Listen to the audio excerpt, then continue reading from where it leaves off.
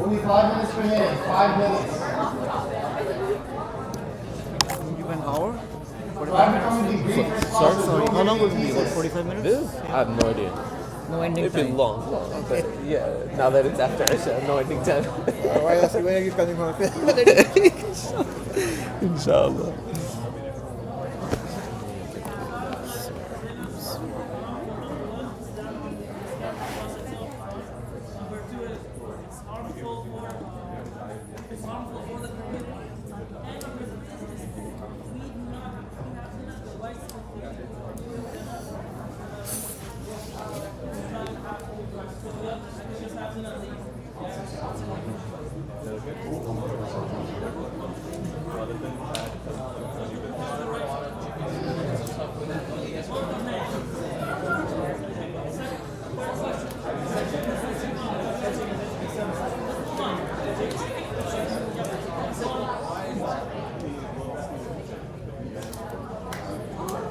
Last 3 minutes remaining.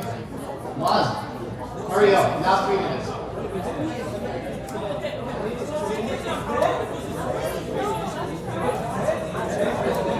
Where is that?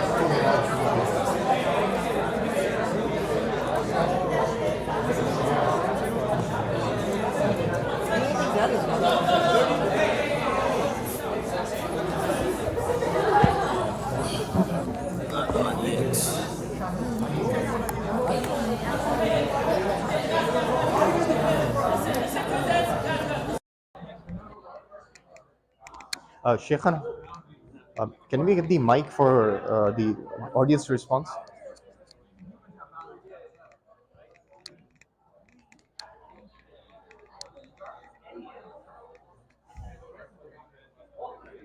Two minutes remaining. Maz, 2 minutes. Sisters, 2 minutes. Try to wrap up and write the answers, inshallah. How, as a Muslim, how in Islam we define the word toxic? That was the question.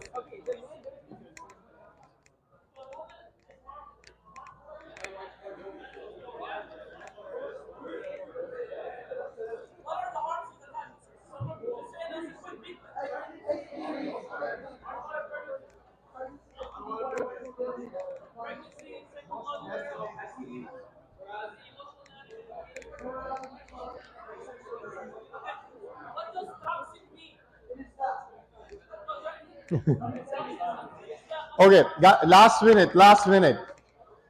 Just try to summarize everything and come back.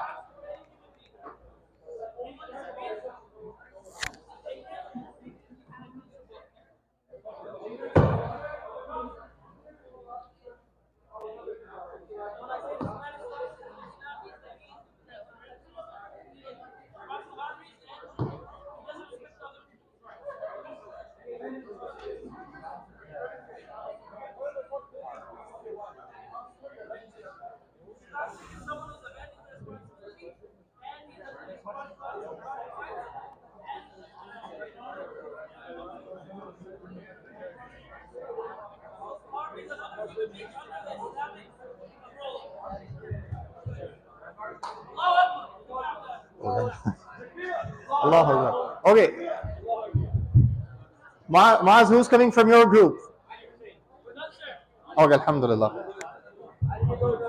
Jazakallah khairan, Shaykhana. Should we use this mic? Sisters, come back. Inshallah, brothers, let's start. I'll give you the mic, inshallah. Sit. Who's coming? Okay. Guys. Guys.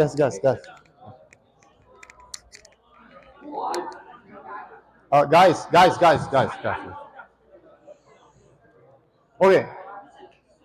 Relax, guys. Okay, start, inshallah. 5 questions. Let's go. First one. Yeah. Why is rape haram in Islam? Okay, Bismillah ar-Rahman ar-Rahim. I want to start with why. So just in the beginning of the question, why rape is haram in Islam, I want to start with the concept that Islam does very well to address communal problems at a small scale level. That's why the best form of governance, for example, is the Sharia law, because it governs the household so well. So modern day politicians, of course, and psychologists, they will all say that the beginnings of a government is what's done at the family level. And at the family level, when rape is very prevalent, the common effects of rape is such that babies are left in single mother households. And down the line, this statistically causes problems like higher imprisonment rates, higher crime rates, things like that. Okay. And the action itself, one, of course, violates the rights of the women, and two, it it gets to the man. Once a man has accepted for himself that rape is something that he can do, he loses his dignity and he loses his sense of self accountability. So, Okay, inshallah. Okay, so why zina is haram? Let's go quickly. Very good, mashallah. Guys, we don't have time. Do it quickly, inshallah. For zina, we said that because it will leave like the people separated, and there's a chance of the woman having a pregnancy, or even the man and the woman will get STD, and so it spreads around like a virus, and it will only make more problems that will. Okay, so that's another a good response, mashallah. Third, quickly, the Jonathan Haidt incident. Yeah. Jonathan Haidt one. So first of all, I wanted to say the first of all I wanted to say. You can use this one. I don't know if this is working. Try this. No. Yeah, it's switched.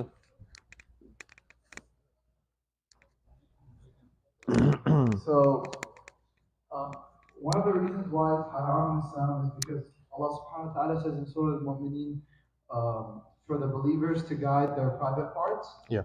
So That's this is a big reason why it's haram. Very Another good. reason why it's haram is because Allah subhanahu wa ta'ala created animals for us to solely eat. Yeah. And other reasons apart from having sex with them. Yeah. And yeah.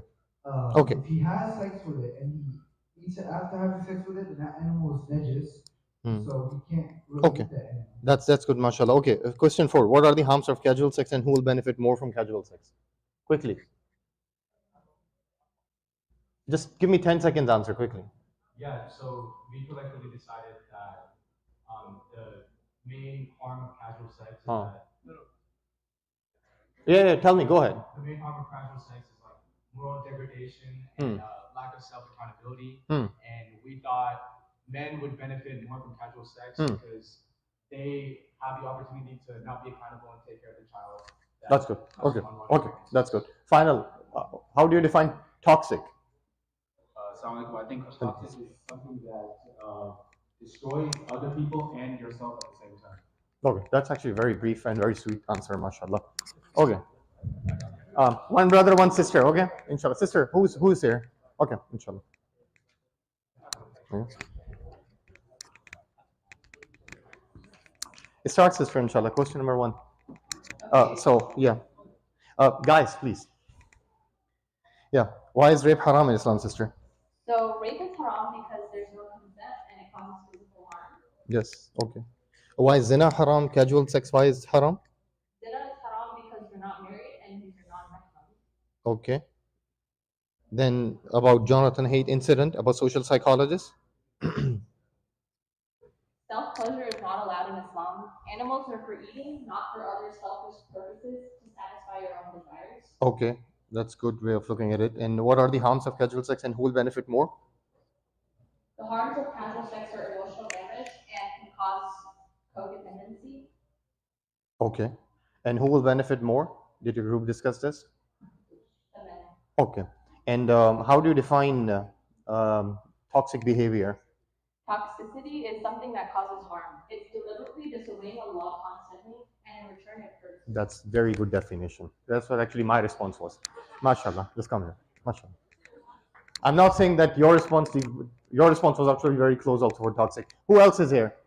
The other group. Quickly. Take 60 seconds to answer these 5 questions, okay? We haven't started anything yet. Okay, let's go on. Why rape is haram in Islam? Rape is haram because it's harmful for the other person. Okay, it's harmful. Second, why zina is haram in Islam? Mike. Because Allah said. Because Allah said so. That's actually a very good response. Okay. Third. Okay. Jonathan hate incident about chicken. Allahu Mustaan.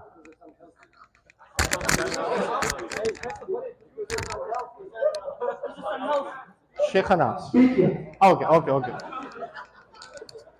Guys, relax. You don't have time. Okay. So it's unhealthy, you said. But chicken is unhealthy or sex is unhealthy? Eating the chicken after doing something with it is unhealthy. But I'm not asking about the meat. I'm asking about the sexual behavior. Is it unhealthy? Oh, yeah. Okay, alhamdulillah. You know why I ask you in this style, okay? Fourth, what are the harms of casual sex? It's both emotional and physical. One, the woman is going to lose her femininity, and two, the man is going to get used to it and is going to lose his.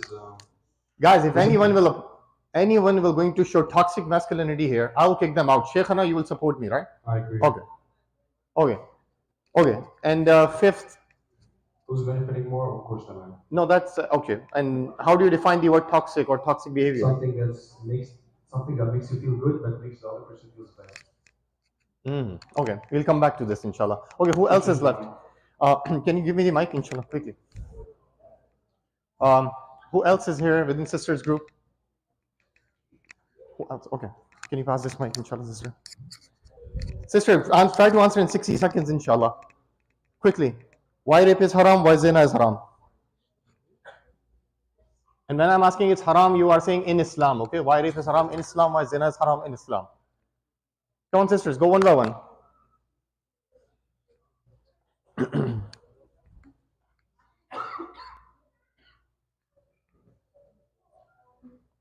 Walaikum assalam.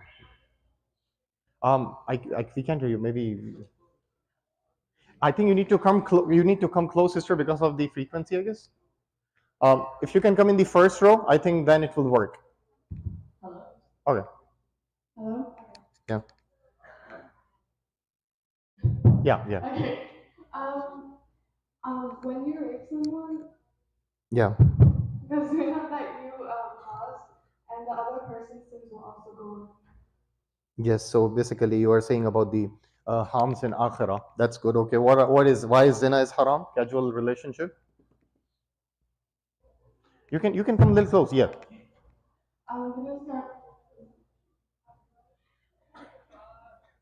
Allahu Akbar. Should I give this mic to her then? Is it working, sister? Try.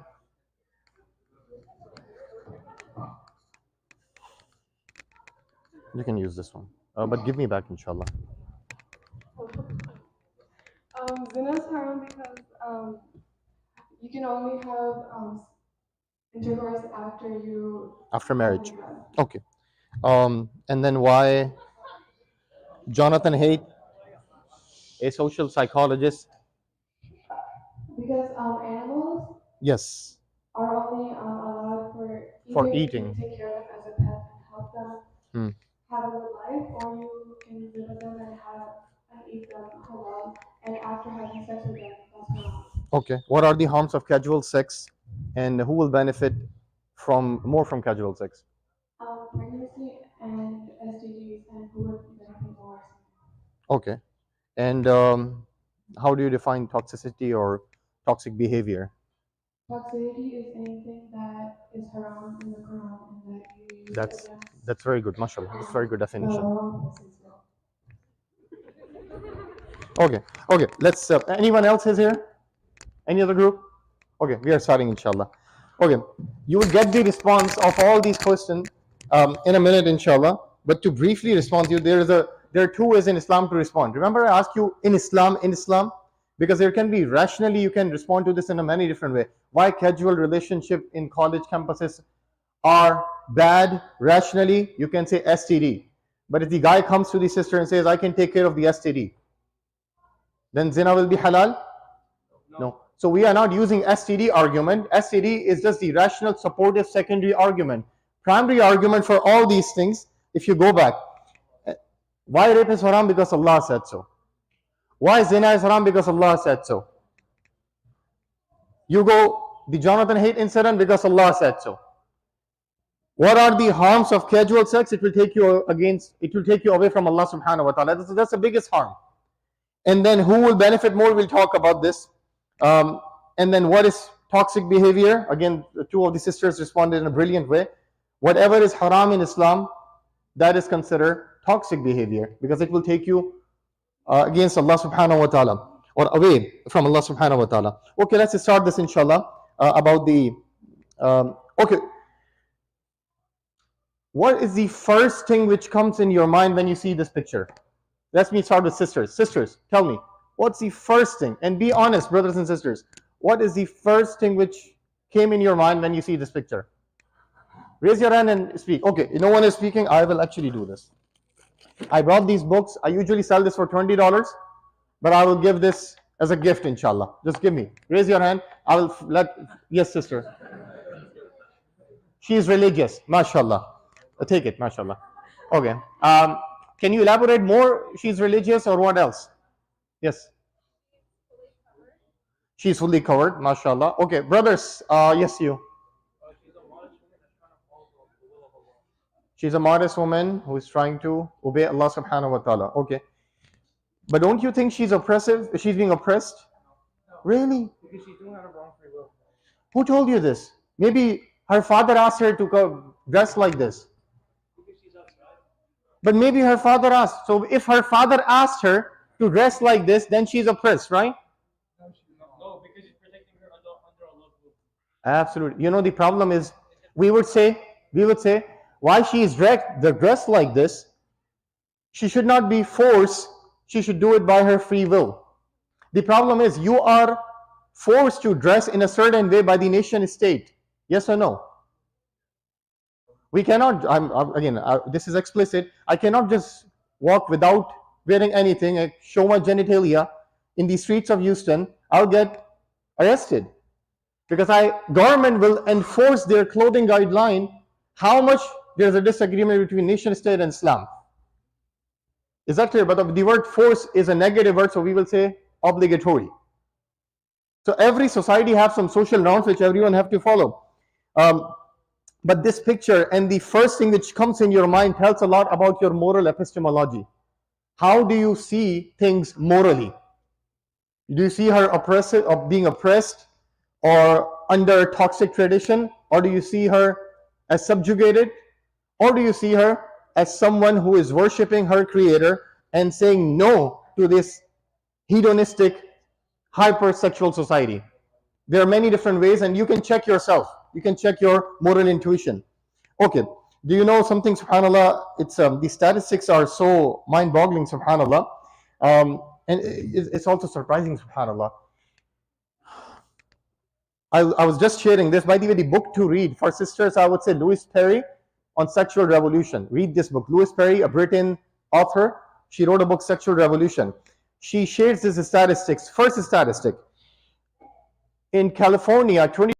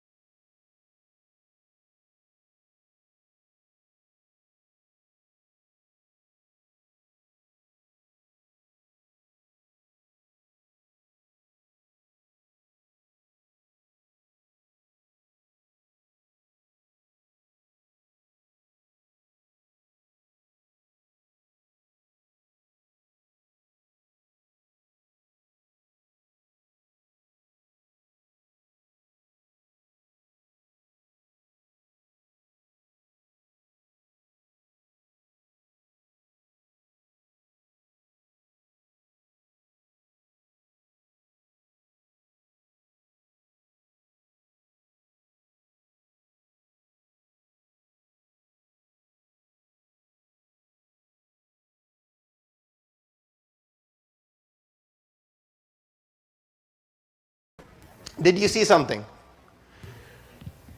In the modern culture, rape is haram because it goes against the individual freedom, individual choice.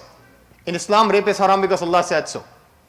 But in the modern culture, casual relationship between a man and a woman who are doing something as a consensual act in private is not haram because consent is there. In Islam, we say even that is haram. And that is the problem when you will build the entire society on the hedonistic rules, where sex have almost become an idol, and people are talking about their sexual life left and right, and in the college life, in the high school, you are being told okay, how do we define safe sex? Okay, another book. This is a very important question. How do we define safe sex? Tell me. I'll give you this man-woman interaction book. Yes. Just tell me what comes in your mind when you listen to safe sex. What does it mean?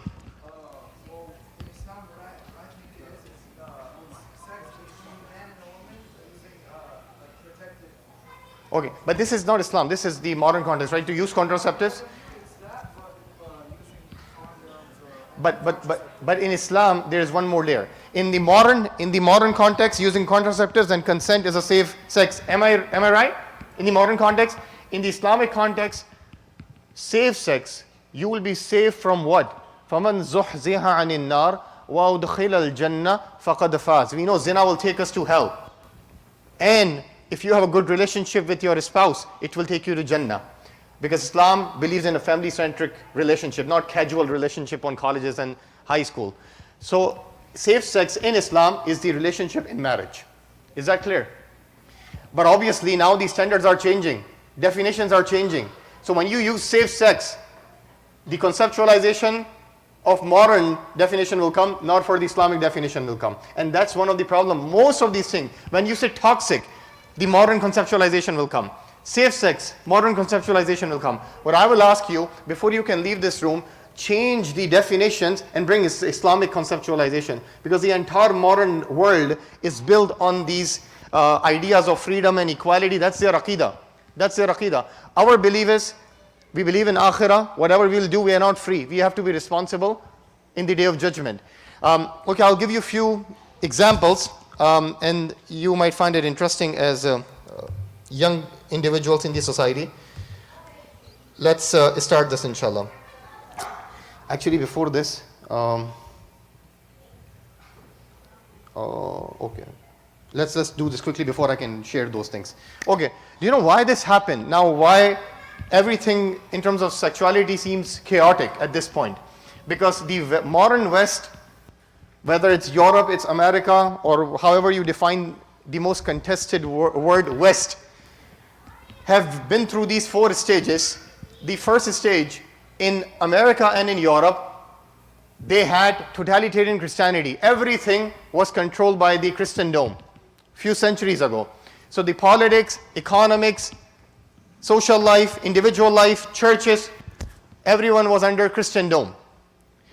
Then Christianity lost their power because of few reasons, which is not the scope of our talk right now. So basically, sex, reproduction, and marriage or family were connected under Christendom. Christianity lost its power, and Jesus was being asked that you should stay in church, you should not come out of the church.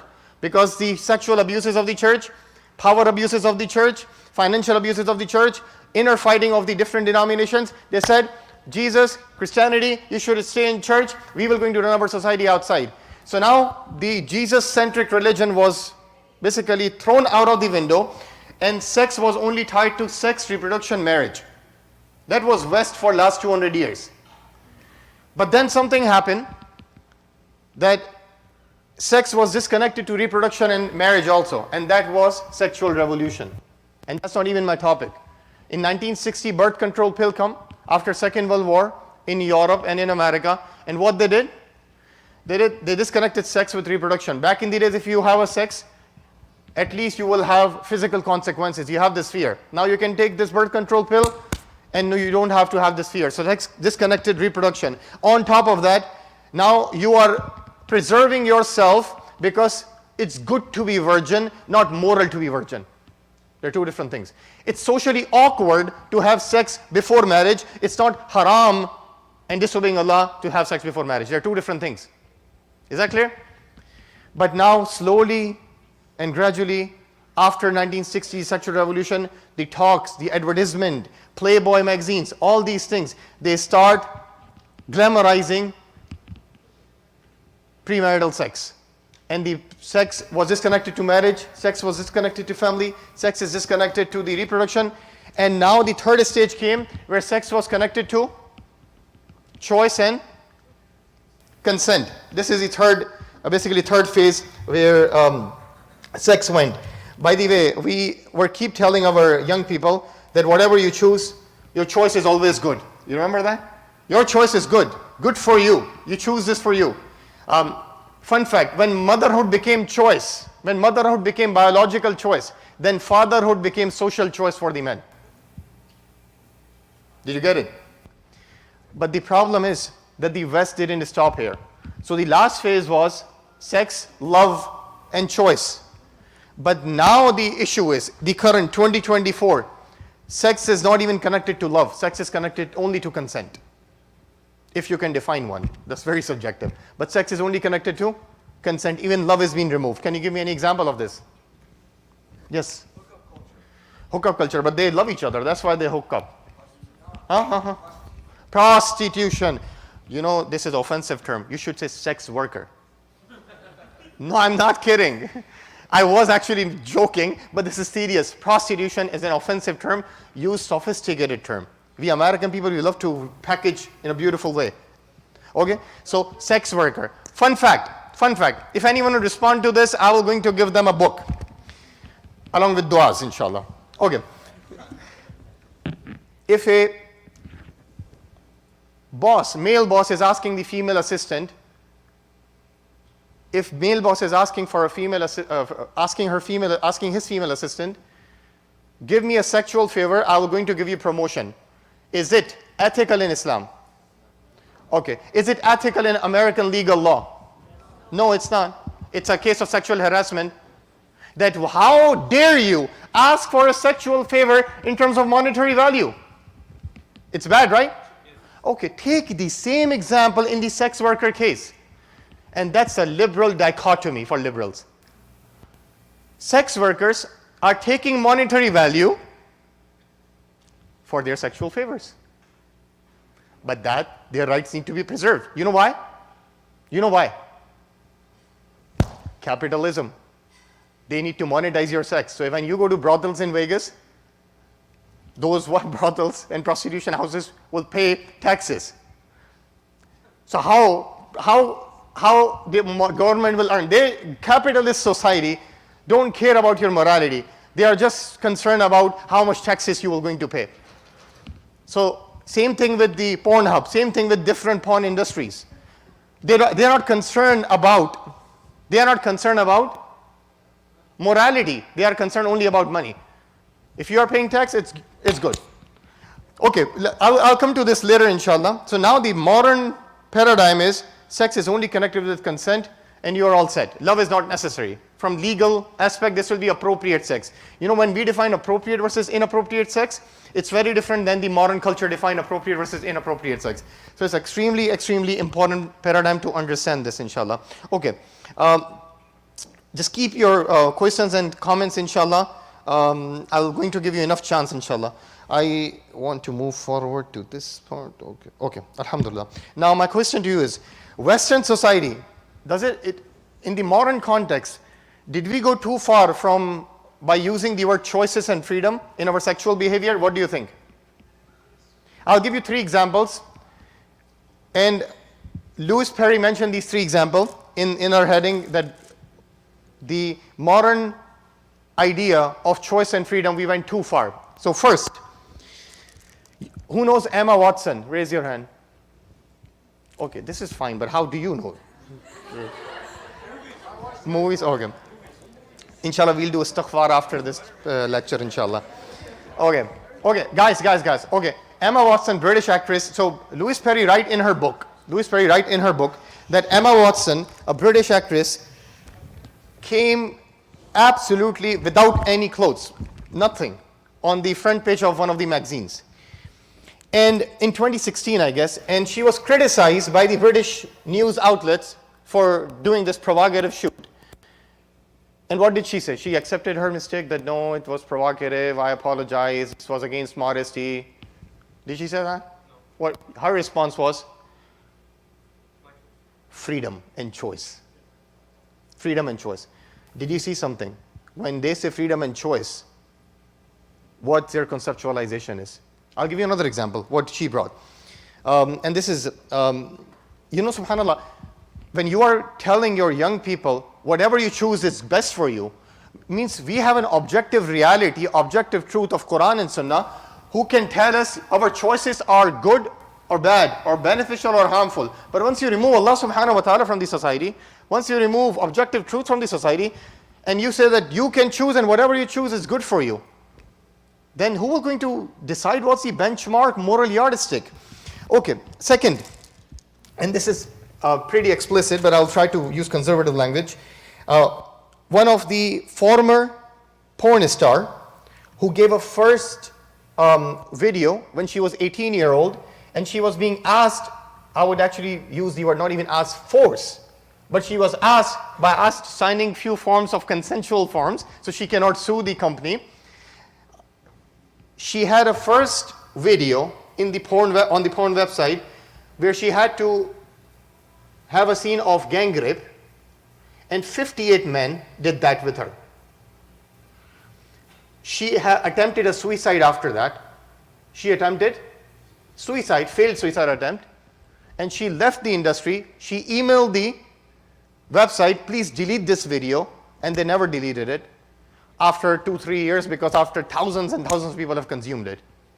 That website, you know the name of the website already, that website, after getting sued from multiple angles, they deleted few videos. They originally had 15 million porn videos. Can you imagine the number? Means 15 million porn videos, it means every video you have to have casual sex. Like this. They deleted and they now came up to the number of 4 million. Still. This is so disturbing from so many different angles. So disturbing. So disturbing. But this is where our choice and freedom can take us. Once you remove Allah subhanahu wa ta'ala, فَمَا لَهُ مِن نُور. Allah says this. You will be in darkness if you remove Allah subhanahu wa ta'ala in your life. And I'll tell you why this happened. The final thing I want to share before we can move to why this is happening. Okay, who knows Britney Spears? Raise your hand. Again, why are you guys raising it? If I ask Brad Pitt, then you can raise your hand. Or Justin Barber or Bieber. If I ask you Justin Bieber, then you can raise your hand. But why? Okay, I'm kidding. Okay. Britney Spears. Do you know she's struggling from mental health? Okay. She's really struggling from mental. Just Google Britney Spears mental health. You will see that. Okay. When she was 16-year-old, she came up with her song, which was watched millions of times. And that song was Hit Me Baby One More. I'm not saying in a rhyme because I don't want to get fatwa. I know this is Maryam Masjid. Something recently happened here, right? Okay. Okay. So, did you see something? 16-year-old, I'm saying something happened means obviously there was not that kind of controversy. Just don't worry. Okay. Did you see something? A 16-year-old is saying, hit me baby one more time. You know what does it mean? In a school dress, she's screaming to the viewers, hit me baby one more time. What kind of hedonistic society is this? Then there is tafsir of this coming out. No, hit me means call me. Okay, why can't she say call me? And 16-year-old is screaming, call me baby one more time. Is it something ethical? And using hit me, either physically or sexually. When the entire society is built on hedonism, when the first day you go into the college and high school, you are being told, have a safe sex with contraceptives and consent, but rape is haram. This is true dichotomy. Why don't you come to this angle that even rape is haram and zina is haram? Don't create that environment which breathes into the hedonism. Is that clear? And this is extremely, extremely important. Okay, now let's come. What are the harms of this basically casual relationship? First is disenchantment of sex. You know what is disenchantment? Sex becomes meaningless. When Allah subhanahu wa ta'ala is removed from the society, society becomes meaningless. Yes or no? When Allah subhanahu wa ta'ala is removed from the higher political authority, politics become meaningless. Yes or no? When the Allah subhanahu wa ta'ala is removed from the economics become meaningless and it just become the tug of war between capitalism and socialism. Yes? And now this, when Allah subhanahu wa ta'ala is removed from our sexual life, sex only becomes meaningless. This is so true. Now people will going to do the sex because it's just sex. It's nothing else. We have philosophers like Michael Foucault. We have psychologists like Sigmund Freud.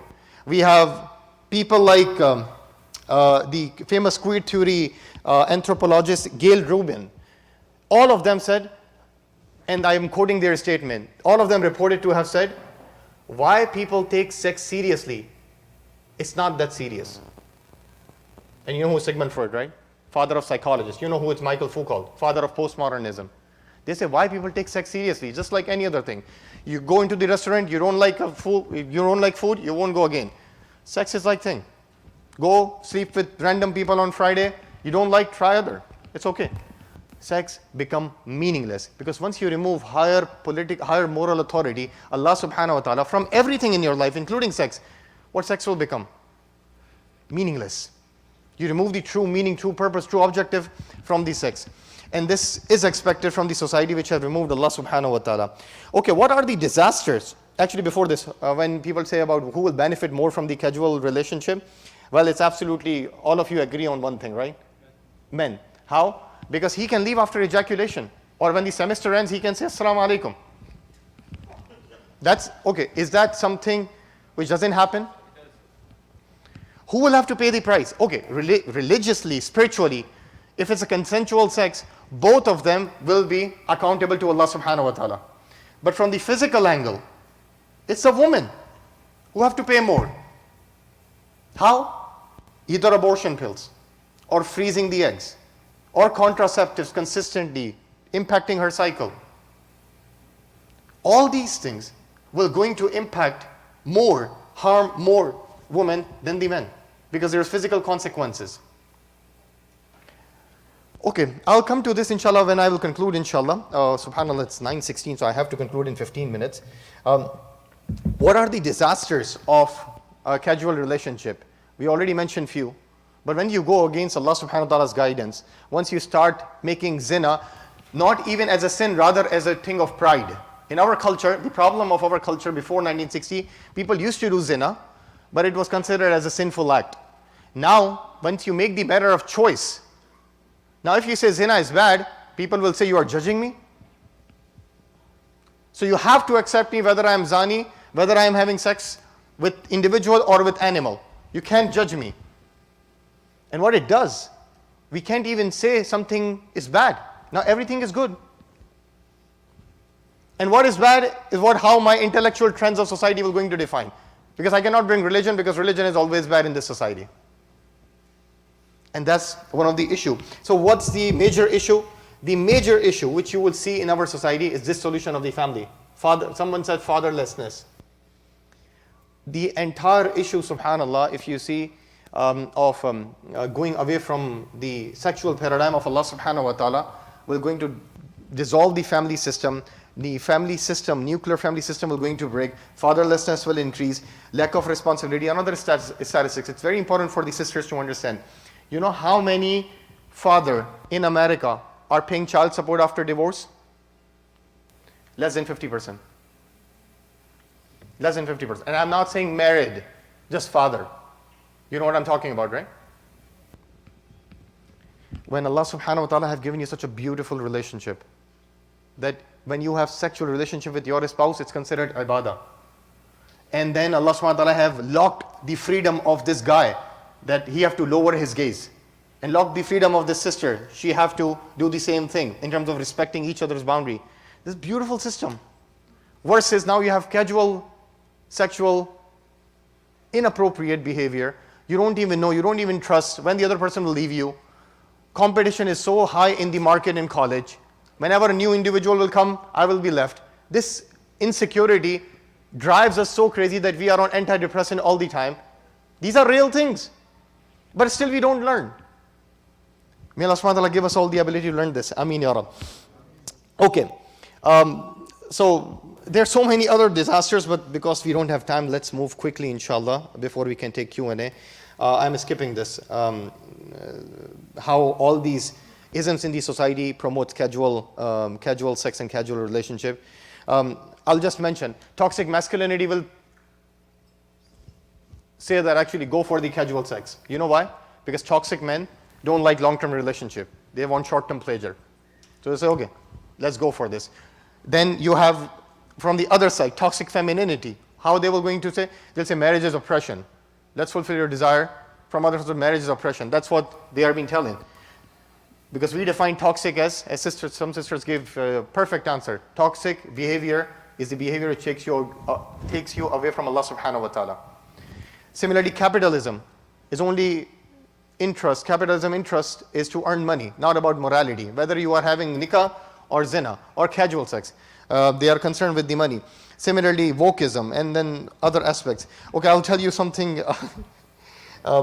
You might find it really interesting, subhanAllah.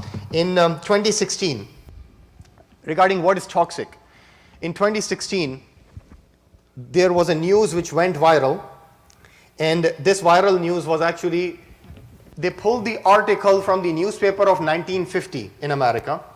The article heading was, "Tips to look after your husband." Tips to look after your husband. And in 2016, it went viral on social media. Can anyone tell me why it went viral? Sorry? Seen as toxic. How can a woman take care of her husband? Astaghfir. They didn't say astaghfirullah, I'm just saying. Astaghfirullah in their context. This is oppression, this is abusive, this is toxic, whatever. And the article said that she have to cook the food. Okay.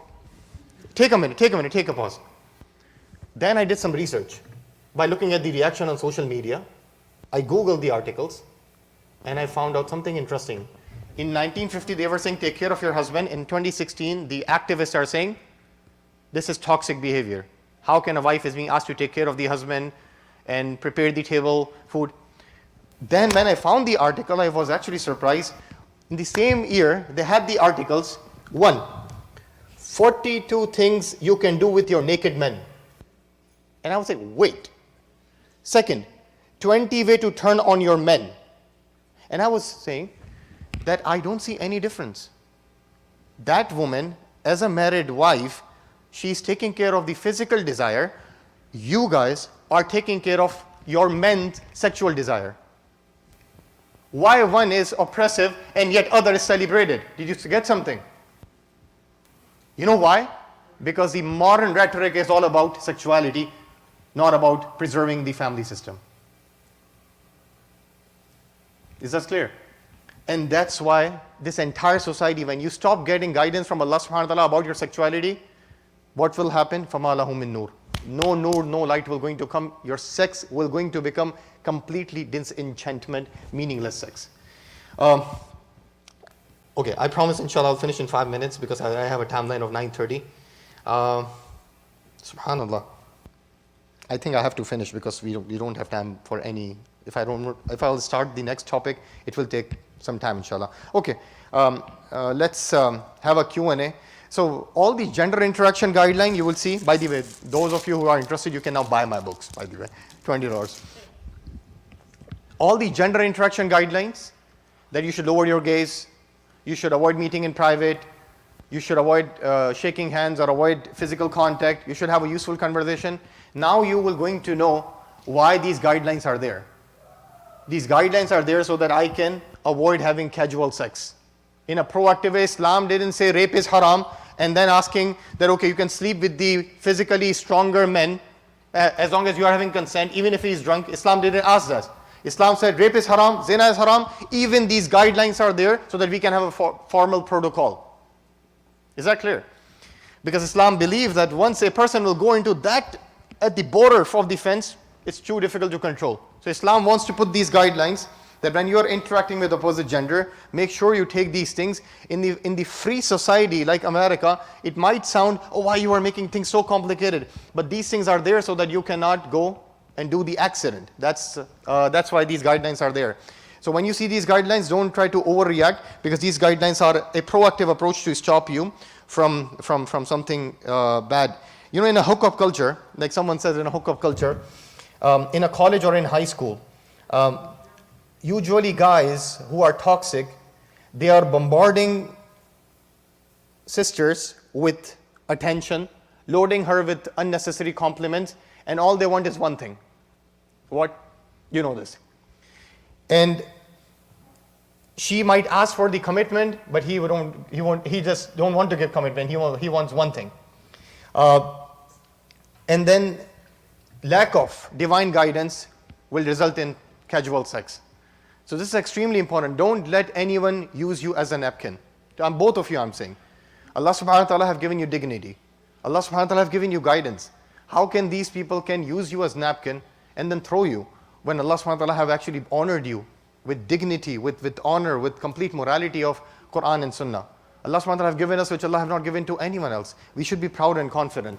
So I think inshallah with that, I won't go into any other issue because it will take much time inshallah. So let's end this and have a Q&A inshallah. We don't even have time for another case study or group activity inshallah. Okay, questions so far before we can end. Any question? Yes?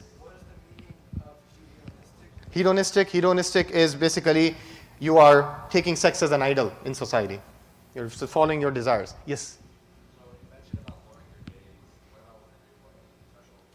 Lowering your gaze?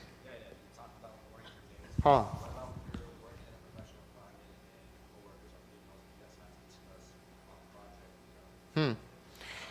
Okay. Did you see this? You can see this? Okay. Oh, no, I can't do this. Okay. Remember, I'll just give you these 5 guidelines for interaction, and I'll try to apply just in few minutes. Okay. One, just give me 2 names. I will give the example. Muslim name of a brother and sister. Abdullah, Maryam, Fatima.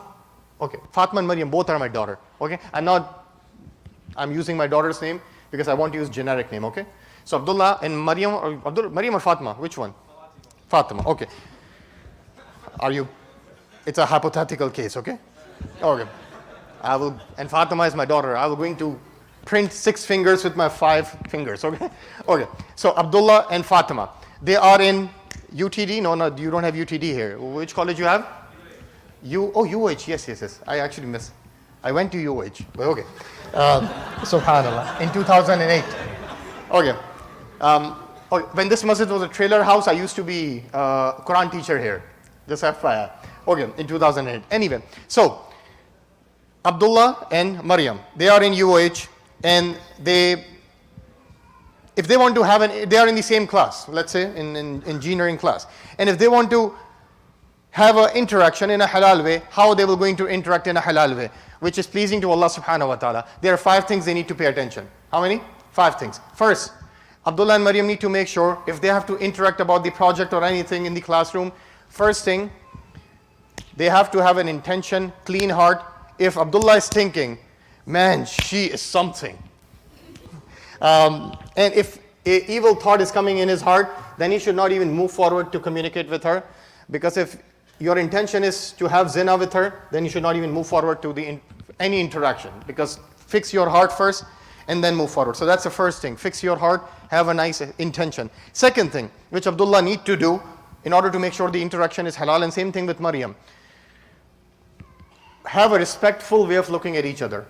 Lowering your gaze might not be a better translation, respectful way of looking at each other. So we are not supposed to give dirty looks to each other, agree?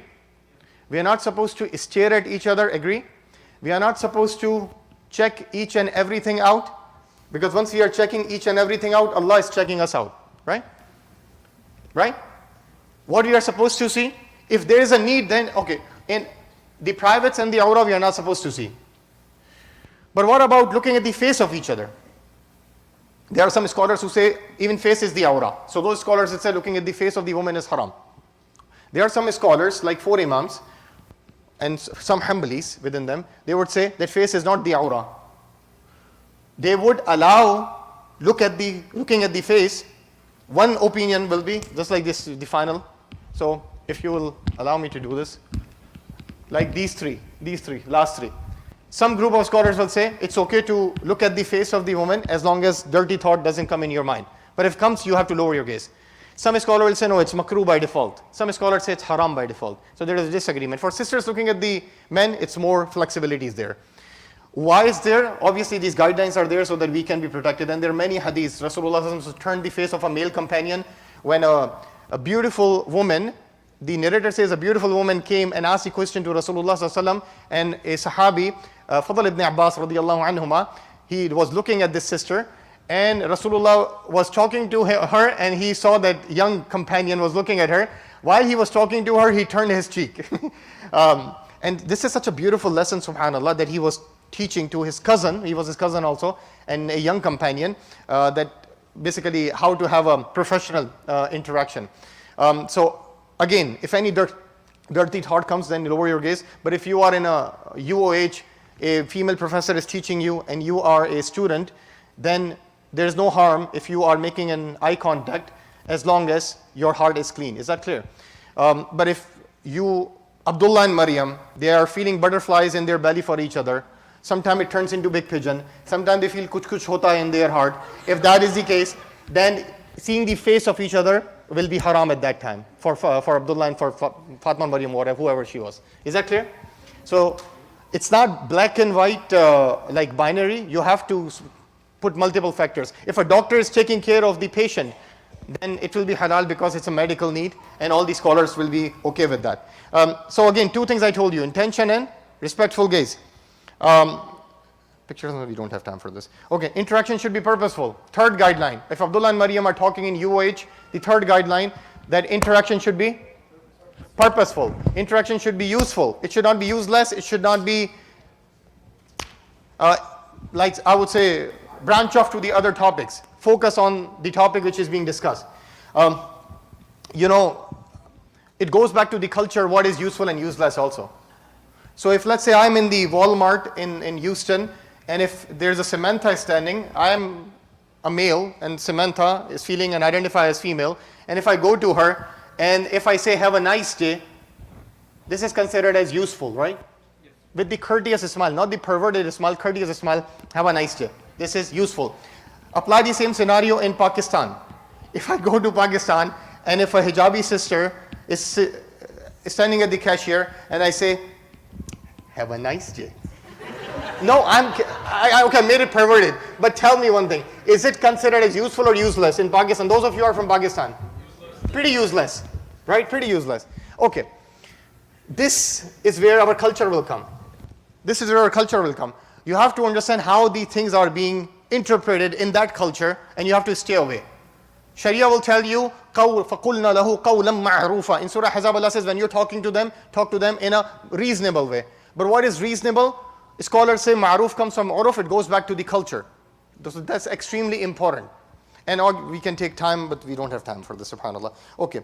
By the way, when you are interacting on social media, how the purposeful nature will come? When Abdullah and Maryam are talking on texting, no unnecessary emojis, no heart-shaped emojis. What is? No LOL, no LMAO, or LMFAO. Right? I don't know. Okay. Okay. Is speaking from experience? No, astaghfirullah al-azim. Okay. Don't ask me how I know these things. Okay. Okay. Fourth guideline: avoiding physical contact. This is, by the way, this will help you in your career also. Avoiding physical contact. Touching Abdullah and Maryam, touching each other with sexual desire is super haram, right? But without sexual desire, without medical need, can you touch a stranger opposite gender, like for the instance of greeting? Like shaking hands, fist bumps, high five, whatever the case is. Alhamdulillah, in COVID we enjoyed this, that no one was shaking hand. The answer is, all the four imams says no. So you should not be proactive in extending your hand, because you are follower of Prophet Muhammad sallallahu alaihi wasallam, and he says, Inni la usafihun nisa.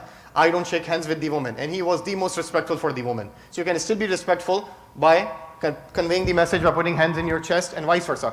But let's say, if you are in that situation, rarely, not all the time, and if you do it, not as a proactive, rather as a reactive to avoid the embarrassment, rarely, not all the time, then some contemporary scholars like Sheikh Hatim al-Hajj, Sheikh Yusuf Qardawi, they said, then it will be forgiven, but don't make it a habit. Is that clear? Okay. But if you are a leader of your community, like imam or sheikh, I would recommend not to do this. This is rukhsa, concession only for the people who are stuck in the situation and they don't know what to do. Is that clear? Sometime you ran out of the option. I'll give you an example, but I don't have time, subhanAllah. The final thing Abdullah and Maryam need to do to have a halal interaction is avoiding physical contact. It's already done, subhanAllah. Avoid meeting in private. This is when Abdullah and Maryam need to discuss something about project of physics and making sure they're not getting physical. So Abdullah and Maryam, they have to make sure that the discussion is happening in person, in public.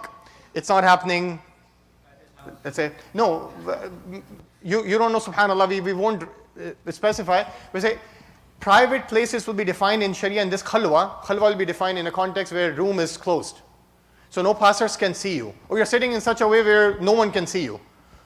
If you want to discuss with something, like I will tell you, if any sister wants to discuss with me, I stopped doing counseling. But any young sister, I would say, come, we'll meet in Musalla. Or we have a meeting room, not in my office. Because we want to follow these guidelines. I know my heart is clean, I know your heart is clean, but the people who are walking by, their heart might not be clean, and they will start accusation, and it will go like a viral. So, by the way, how do you apply on social media? Add people on group chat. Me and my wife, what we do to avoid this, me and my wife, we share same Apple ID. So if anyone will text me, she will also get the text. MashaAllah. And vice versa.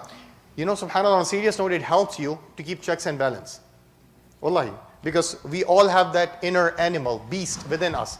And our spouse helps us to protect us. And that's the role of a spouse also, right? Okay. So this is basically Abdullah and Maryam talking and having gender interaction at work, in college, in UOH, in masjid. If they will follow these guidelines, inshallah it will be halal. If they're not following these guidelines, then there are chances that the conversation might go in a haram direction. Is it clear? Huh? Okay, I'll come to this. All these guidelines are proactive guidelines that it will help you to protect from getting emotional attached. Isn't it? So Abdullah and Maryam are doing this, lowering their gaze whenever they think about bad thing, or they just stay focused onto their professional conversation, don't go into the personal topics. But let's say if they are emotionally attached, and seriously emotionally attached. You know what serious emotional attachment means? When Imam is reciting in Isha Surah Fatiha, you're thinking about Fatima. That is emotional attachment. Okay. If you are seriously, you're insane, crazy.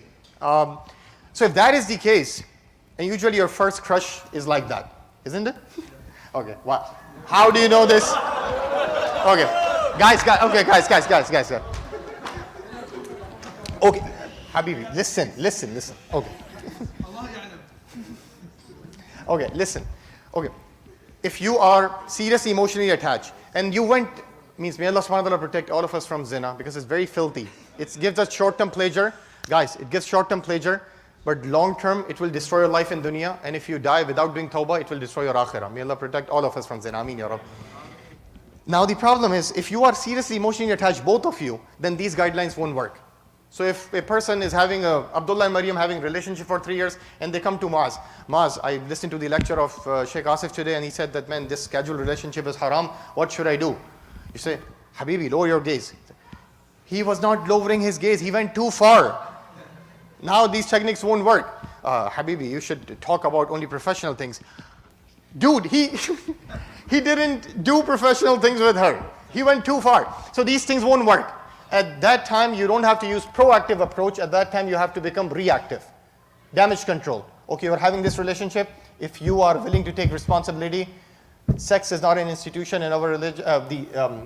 Casual sex is not the institution. The zina is not the institution. Let's convert this to make it halal, and let's have marriage. I will help you if you are willing to take responsibility. If you are too young, and if we can make milestones for you, let's do the engagement. After engagement, nothing will be halal. But then after 1 year, you can do the katb kitab or nikah or the contract of the marriage. And after 1 year, we can do the consummation and walima, so that you can at least emotionally don't get distracted. If nothing is possible, they're very young and their goals are different, then you should ask them. Then leave haram relationship.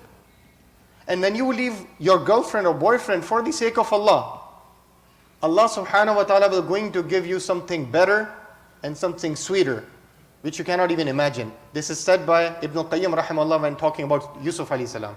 Yusuf alayhi salam was invited to have a haram relationship. You know the story of Yusuf, right? He said no or yes? He said no. Within few years, Allah subhanahu wa ta'ala gave him kingdom, wealth, he had authority and power, and he got married to one of the most beautiful women of Egypt at that time. Saying no to haram, Allah subhanahu wa ta'ala will open 10 different doors of halal in a much better way.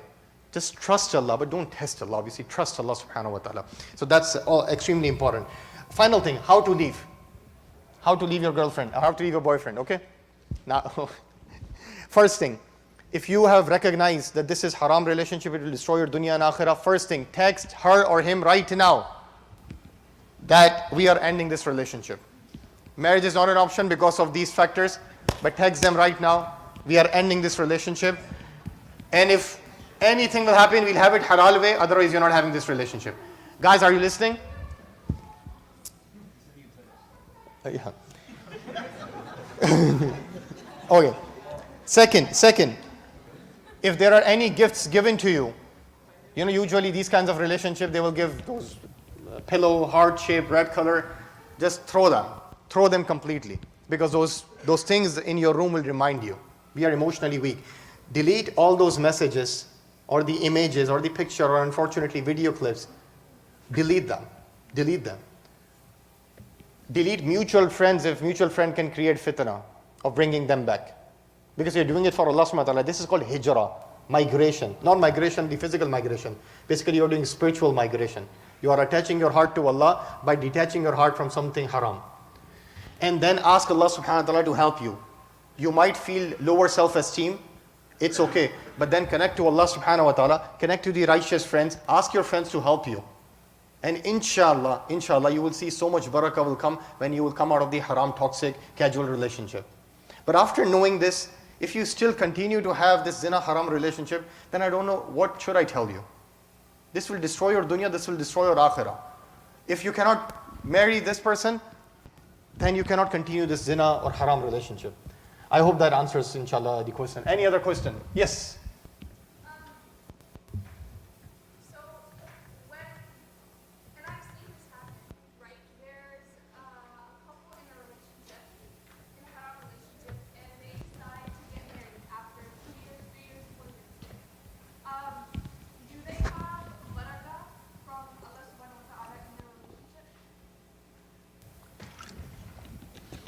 Wallahi, it's something which we don't have our domain in.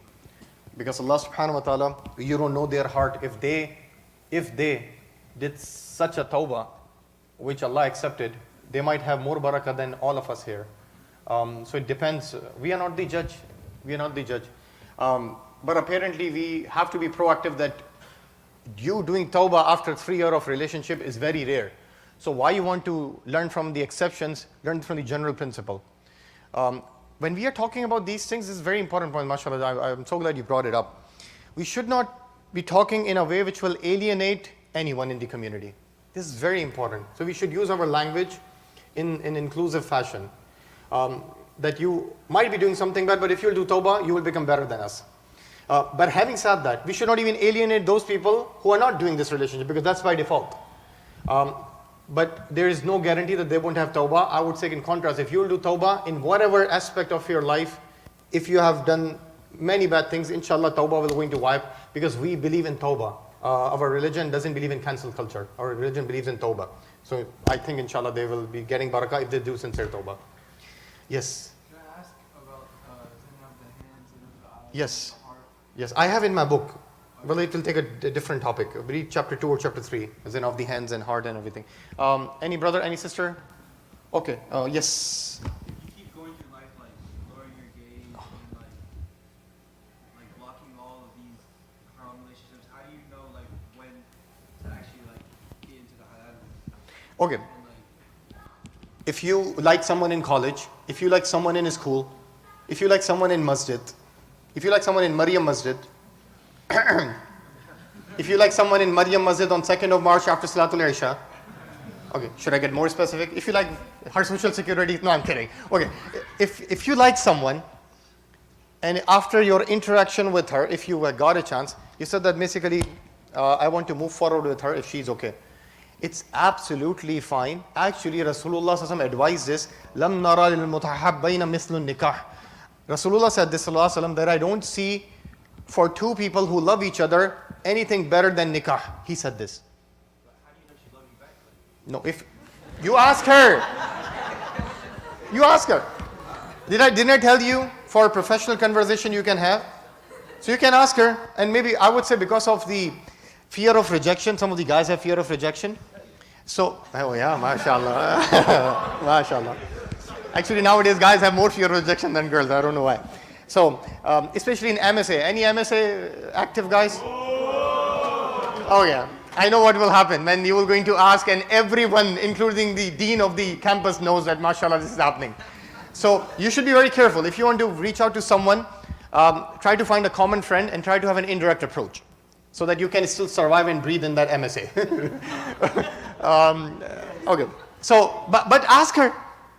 Ask her indirectly. Guys, ask her indirectly. This is important. And this is not blameworthy in Islam. Actually, this is proven from Sahaba. I usually teach in my fiqh family class that female companion came and they asked Rasulullah sallallahu alaihi wasallam, I want to marry you. It's the other way around.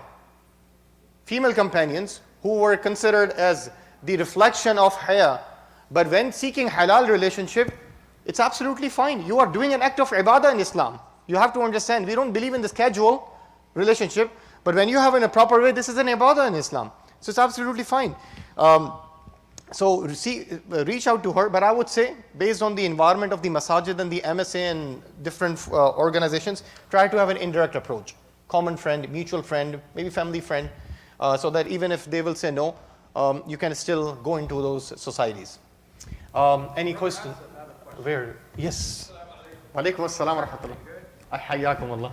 Could you talk about how Freudism has a detrimental impact on the traditional family dynamic, family here? Because I heard you talk about Freudism, but I think a lot of the young people over here do not understand the implications. Yeah, the idea of, I actually mentioned today in Cyprus about syncretism. Syncretism is that foreign concepts will come into Islam and we will use Islamic terminology, but in our conceptualization, we mean those foreign concepts. This is happening big time in Islam. And because of our defeatist mentality as a minority in America, more than Europe, with few other reasons, and post-colonial Muslims don't have any other option instead of showing slave mentality to their victors. That's the option we have now, synchronize Islam completely so that our masters can be happy. So that's what we do. Unfortunately, if medical doctor will leave his medical practice and start following the patient, how the society will survive? We believe we have a divine morality given by Allah subhanahu wa ta'ala, family-centered morality. Statistics are proving, Quran and Sunnah is proving, we have the empirical data, and still we are saying, no, we have to basically adopt this casual lifestyle. What's wrong with you? So I think it's just the sign of weakness, defeatist mentality, lack of confidence, that we have our own divine morality. Why are we doing this?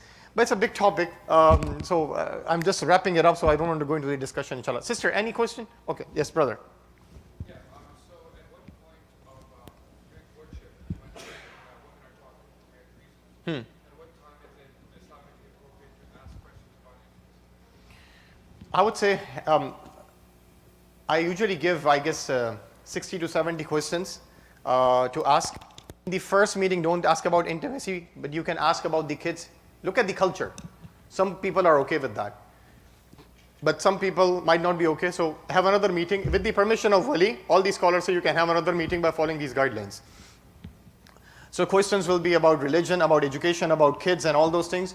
When the people are okay, you can ask to them whatever you want to ask in a decent way, in a professional way, not in a flirtatious way, not in a perverted way, because these guardrails have to be given about the things which are concerning to you, about particular aspect, because intimacy is part of the marriage, but it needs to be asked in our culture because sexual talk is becoming very sensitive.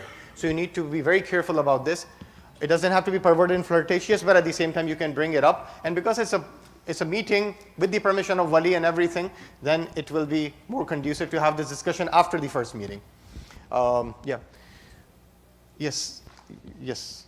Yeah, I'll actually just go.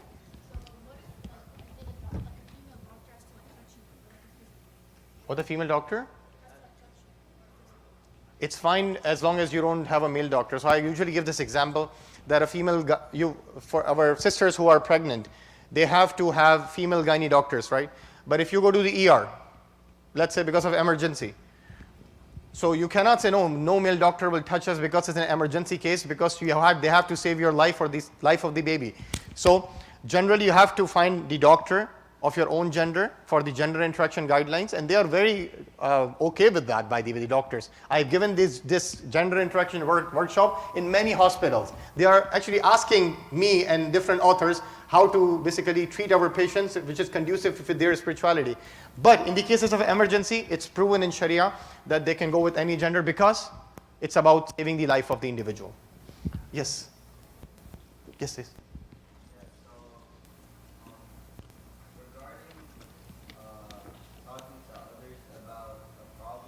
Yeah. Suppose to yourself you haven't committed zina, you haven't done anything like that, you've been pretty strict, your family's strict, but you see someone else who's, falling into that path, Yes. maybe has already done it. Is it possible to relate to them without them saying you haven't been in my shoes, you don't understand?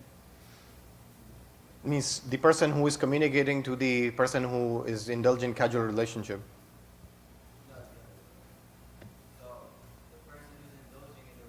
Okay. Okay. So he says that, okay. It is possible for him to say this. Okay, I'll tell you something, that we don't have to indulge in casual relationships so that we can be a good preacher to the zani. Right? But I'll tell you something very interesting. Umar ibn al-Khattab radiallahu anh said this, and he said this, that I am afraid for the people when they will be in the environment where they don't know about the dynamics of Jahiliyyah. Jahiliyyah means their days of kufr, they're the ayyam al-Jahiliyyah, days of ignorance, when they were not Muslim. It's very important for imams, for preachers, for others to know where the other person is coming from. Not by doing that, but at least by studying that. I can speak about this modern sexual culture because I studied few different books, and I realized actually this is possible. I conveyed the message to you, I think. I don't have to basically go every Friday in Atlantic City or Vegas and then, okay, basically this is how I feel after this. Now I can communicate. Because then we are going towards a different direction. But when a person says this, oh, you are not in my shoes, sometimes it's real, but sometimes it's even arrogance. So we are no one to gauge or to judge whether this person is arrogant or not. But at the same time, we have to be sympathetic. And for sympathetic, you don't have to do that. This entire modern idea, you have to be something before you can say something. It's a pretty false idea. How many sisters think toxic masculinity is bad? Raise your hand. Are you men? How can you criticize masculinity? Did you see this? Okay, how many brothers think, again, toxic femininity is bad? You all raise hand. Are you women? So this entire idea of you have to become something before you have the experience, no, it's an idea which came from Karl Marx and later. Marxism and neo-Marxism. So this idea is false. You can still talk about these things. We talk about criminal rights, we didn't commit any crime. We talk about animal rights, we are not animals. So I have a question about the minimum age of marriage in Islam, because nowadays a lot of non-Muslims will use the argument against Islam then how you will get married. And then Muhammad sallallahu alaihi wasallam married Aisha at a younger age. Yeah. I just wanted to ask a question about that. See the Sheikh Omar Suleiman's video, because it's a longer answer. He actually gave the best response out of all this, the age of Aisha. Sheikh Omar Suleiman, you don't know, it's a makruh. Okay. Okay, guys and brothers and sisters, it's been a pleasure. Please, if you want to buy my books of Mas, can you come here? Inshallah, the books are here. Inshallah, please come, feel free. We have to end this because I have to drive to Dallas right now because tomorrow morning I have class, inshallah. Jazakumullahu khairan. Assalamu alaikum wa rahmatullahi wa barakatuh. Are you going to take them out? Yeah, here. Zella is my. Did you ask that question?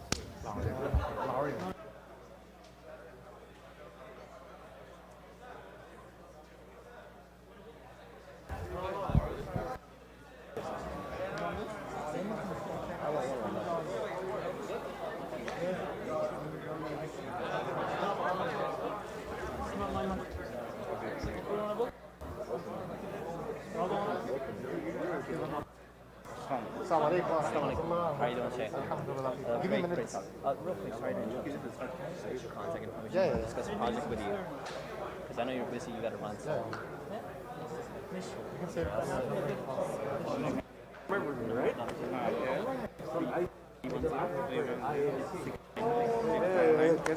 Everything good? 9-7.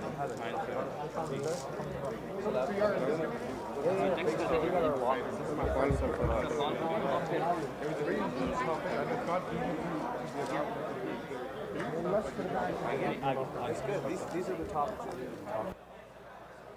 I thought you wanted anything. Because someone came with for the attorney request. I was looking at it. I have the office there. In Richardson, right across from. Right across from. All right, stay in touch, brother. Thank you, Sheikh. My name is John. Phone number. I just. Assalamu alaikum wa rahmatullah. How are you? Are you busy or can I? Check. Okay. Assalamu alaikum. Anyone here from YM Mariam? Meet us outside for the post move in 5 minutes, inshallah.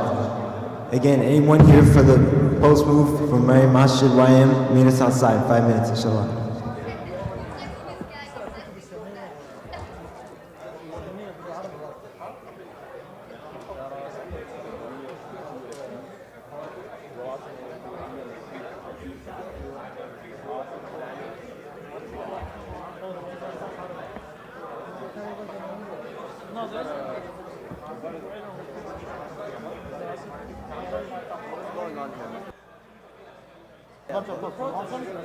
I don't have any money. About what? Ask the Sheikh. Why are you asking me? No, Sheikh is supposed to lower his case. Yeah. Alright, go beat up the Sheikh. You went to make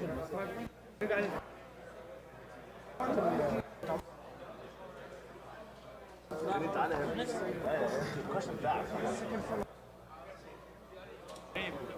صوتك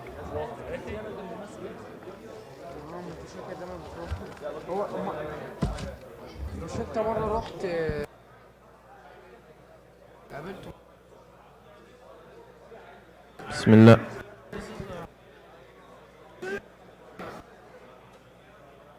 Wait, what is start with? Yeah.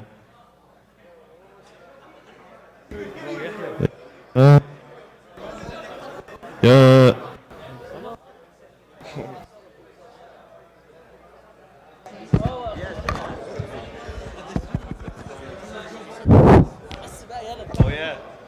Oh yeah, I took the mic.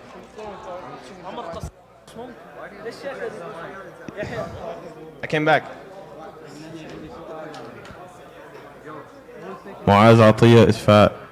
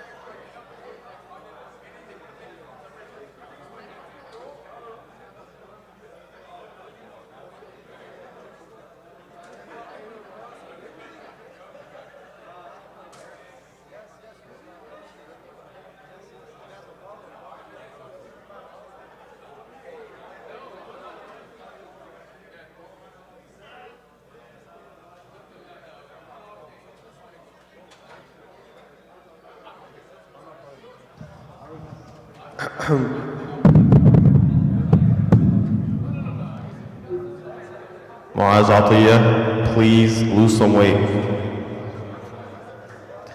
Muaz Atiyah.